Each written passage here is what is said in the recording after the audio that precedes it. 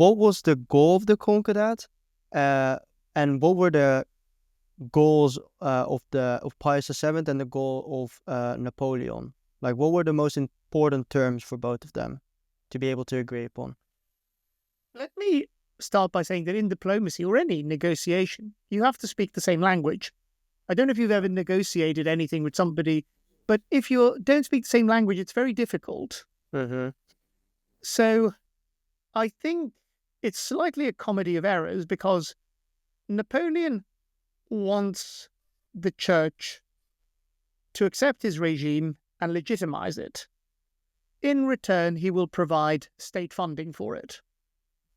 I think that's how he sees it. I give you money, I allow you freedom of worship, I restore you. You understand that I'm in charge and that you legitimate my regime and pray for me.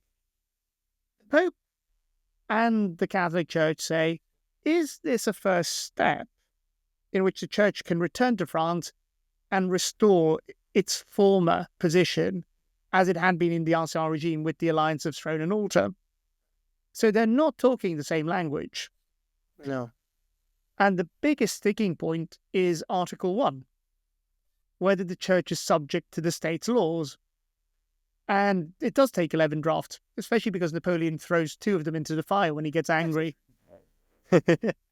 This actually happened, or is this more like a rumor? No, this actually did happen. He did get very, very angry. Later, he actually shakes the Pope very hard.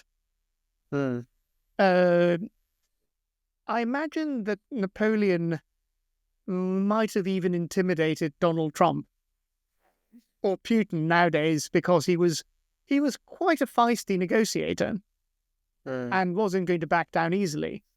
So what are the main terms? So the pros for the church are salaries, freedom of worship, and ultimately the ability to rebuild the church in France when it had been excluded. What are the cons? State supervision. That's the thing they really don't want. Incidentally, and what do you mean exactly with state supervision? Basically, that the church will have to ask for permission if it does anything outside of churches, processions, public events. If it publishes anything, they will be subject to state supervision. Okay. Also, the church will be subject to the laws of the state, and it cannot object to the laws of the state. Which means also regular taxes, I can imagine. The church is actually exempt from taxes for okay. Some of its stuff. But what it doesn't like, for instance, is it cannot object or cause problems if people choose to divorce. If there's anything that goes against the morality of the church is not technically allowed to have a say or to oppose them within the French state. The other thing they don't like is that in order for the Concordat to happen, all bishops, and there are still quite a number of them alive, about 100, have to resign. Now, in the history of the church, bishops have been deposed for bad behavior. There had been a lot of naughty bishops in history, as you can imagine, so it was quite standard that the Pope would get rid of a naughty bishop. But actually, recently, Pope Francis has gotten rid of a naughty bishop in Texas, and that's caused all manner of mayhem. He was a COVID denier. Oh, the bishop. Yeah, he was. Yeah. So I think Francis rather wisely thought, let's send him to retirement, and this bishop was very, very angry.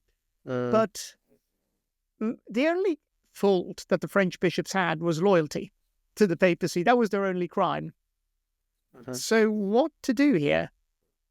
And this is where I think what you were saying earlier, which is very insightful, that these people had a really good knowledge of history. They find a 4th century precedent in which 500 bishops in Algeria resigned for the good of the church over a previous split. So they say, couldn't we use this precedent? There's a lot of umming and ahhing, but they decide that they will do that. Eventually, that's something that leaves a sour taste in the church's mouth, but they do that. The other thing which the church doesn't like doing, but it accepts, is that anybody who's bought church land that was confiscated will not be inconvenienced. The church will not condemn them to hell. They will be left alone. So ultimately, the church gets money, public worship.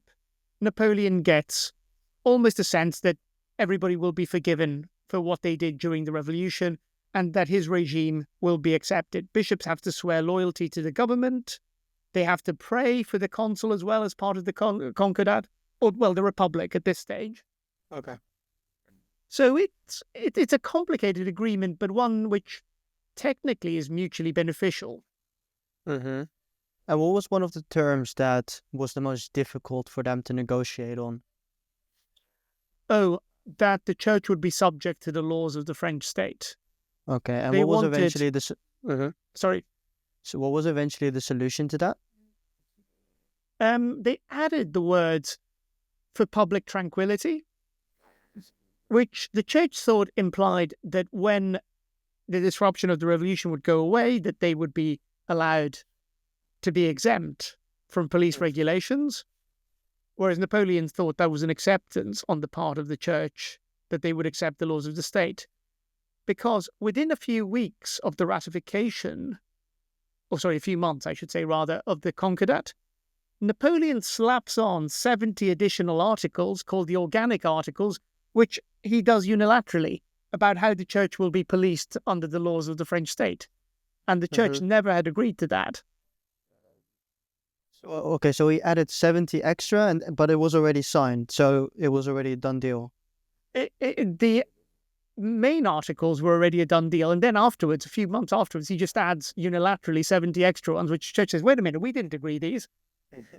And what happened then? They just had to accept it, or? They grudgingly accepted it, but they kept complaining about it. Okay. Because even to this day, the Catholic Church has its own system of law called canon law, which internally it always refers to canon law first and the laws of the state second, which has been problematic with a lot of recent scandals within the Catholic Church. Most states don't like institutions that have their own laws within their state. And I think the French reasonably say, if you're a clergyman in France, the laws of France apply. Yeah, that's quite reasonable. For Napoleon and Pius VII, they seem like very smart people. And I know like a ton of people are involved in these negotiations, but are there any moments that the two of them meet in order to have these talks? So there's a moment when the talks seem like they're about to collapse and the Pope doesn't really travel at this time. There is an exception, but he sends his foreign minister, Cardinal Consalvi, directly to Paris, which is the first time a cardinal has been seen since 1791, I think, in France. So they're all very excited about that. But Napoleon still bullies this cardinal, but Consalvi is a remarkable guy. He's not easily intimidated. And he stands up to Napoleon and he manages to find a deal. Pius is going to meet Napoleon, but years after the Concordat. And I think on 3 occasions, 1 and 2 of them quite extended,